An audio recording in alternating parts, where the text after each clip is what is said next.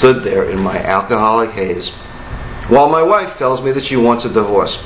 And I wanted to cry and beg her not to, and I did. I fell down to my knees and begged her not to divorce me. I promised her, this is like for the 1000th time, that I would never take another drink. Now, we both knew that I'd said this to her many times before. She knew it, I knew it. I looked her in the eye, she looked me in the eye. She said, you know, you've said that to me many times before.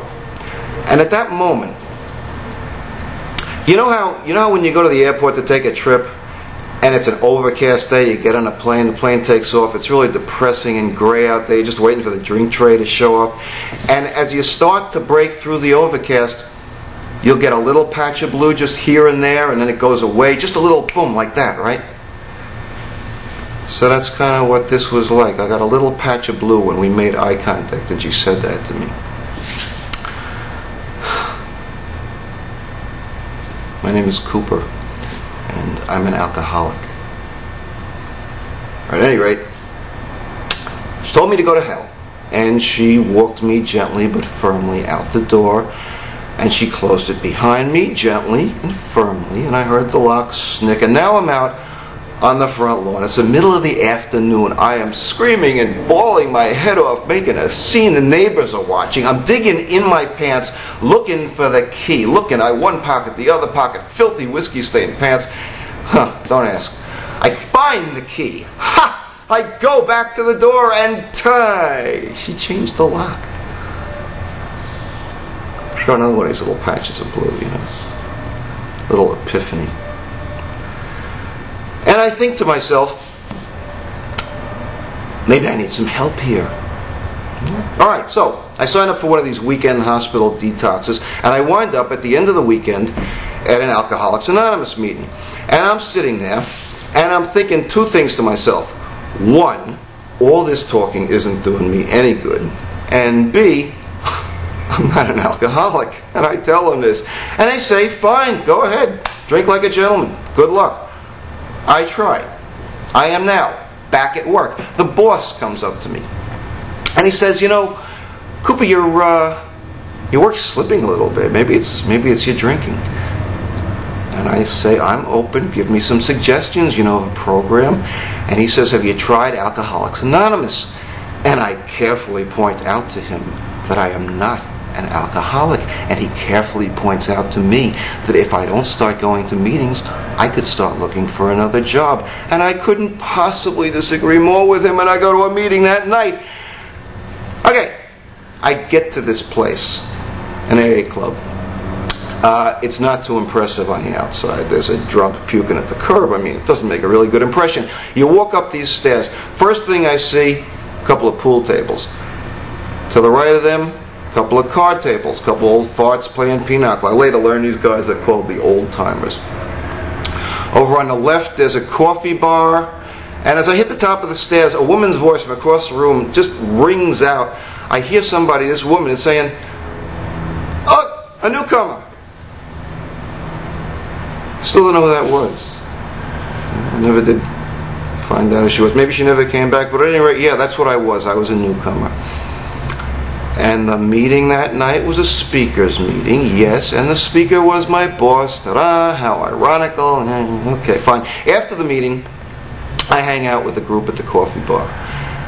And that was my introduction to the Half Measures room, and this is about what goes on there in between meetings.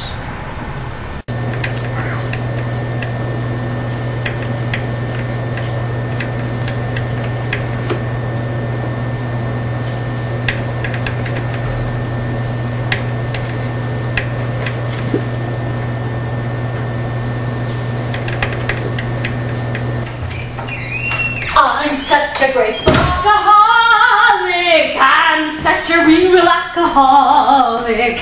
I'm such a wonderful alcoholic. Oh, isn't sobriety wonderful? I'm such a grateful alcoholic. I'm such a real alcoholic. I'm such a grateful alcoholic. Oh, isn't sobriety grand? Yeah!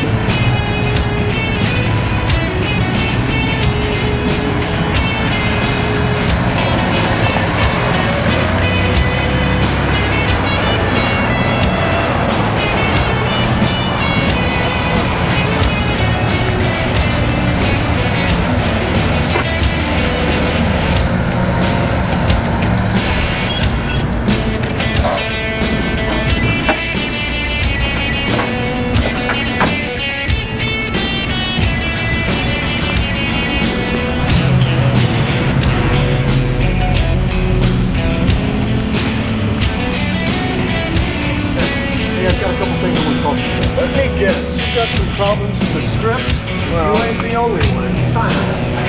It's not exactly the script. It's more through blocking. Well, we can worry about blocking later. The writer was supposed to have the new sides to me last night, and I am really ticked. I gotta have those pages. This is related to some of this dancing stuff back and forth. This thing, you know, before you talk to Ron, this may constitute a partial rewrite. Look, we'll fuck with it in a second. No, come on. Where's my goddamn writer? Done with that, man. It's got to do with that singing part. Okay, it's just sing-song shit. If others would come in at different times. Look, what am I wearing? Okay, where are those damn pages? Oh, here. What's happening? Come on. What's happening? Ladies and gentlemen, welcome to the Northeast Club. Tonight we are performing a 3-act play written by one of our members entitled The Half Measures Room. It's about what goes on in the club between AA meetings. Sit back and enjoy, and we hope you will have more than a few laughs. And now, on with the show. Oh man. Well, it's shorter than the last one. We'll make it work. Thanks. Oh, you're welcome. Hello.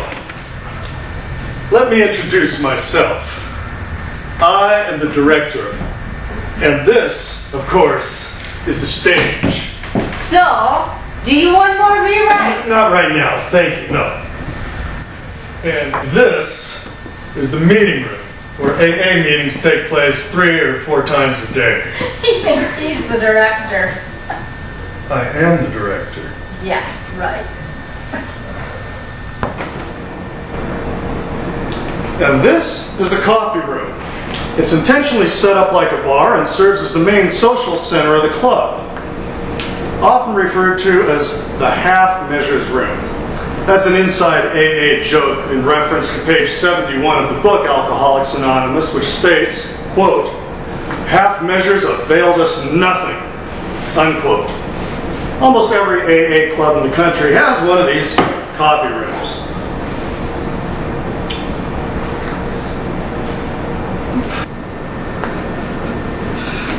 Are you following me? You got a problem with that? Here we have the card room. Sober members sit here and play cards. It's also known as the old-timers card room. That means that people with 5 years or more sobriety sit and play cards with other people who have 5 years or more sobriety. Newcomers are forced to sit and watch. And this is all known as the clubhouse. Notice the many games. These help to keep members busy and away from the drink, and the revenues also contribute to pay for the overhead of the club. In the normal course of events, newcomers, new members, going through social detox and sometimes even physical detox, get to hang around the half measures room as a means of staying out of danger, staying away from their first drink. Now, in this play, you're going to hear a lot of slang that's privy pretty much exclusively to the AA fellowship. Some of the terms you're going to hear are elder statesman. Another term you're going to hear is bleeding deacon. What a bleeding deacon is a person who's got a little bit of sobriety, thinks they know everything, and thinks they run the show. Now, an elder statesman is a person who's got a little bit of sobriety and actually demonstrates a modicum of wisdom when it comes to staying sober, living life, and yes. Can I ask you something? Oh, by all means. When are you going to stop horsing around and getting us on stage? It's important for me to set this up for people who don't understand about 12 steps. And now, let's sit back and enjoy the play. Okay. Ready to start? We are ready to start.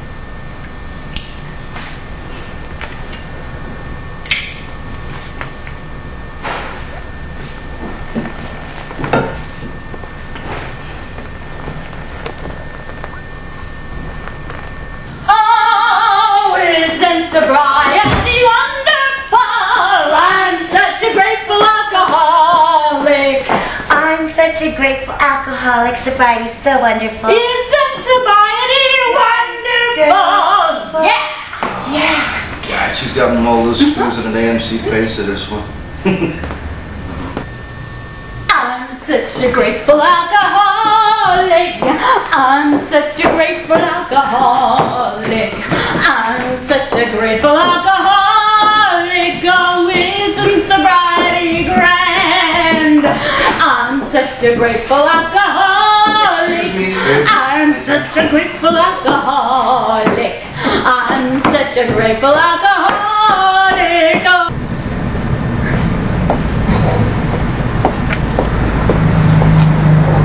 Hey, take me home and I'll show you something really special.